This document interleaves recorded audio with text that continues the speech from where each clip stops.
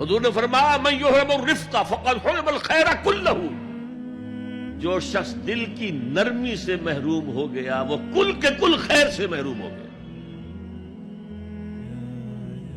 کسی کو دکھ میں دیکھو اور اس پوزیشن میں ہو کہ تم اس کا کوئی مداوع کر سکو اور نہ کرو، پھر تم چاہے مفسر ہو، محدث ہو، نیک نہیں ہے۔ تم عابد ہو سکتے ہو، زاہد ہو سکتے ہو، تم مفسر ہو سکتے ہو، محدث، نیک نہیں ہو سکتے۔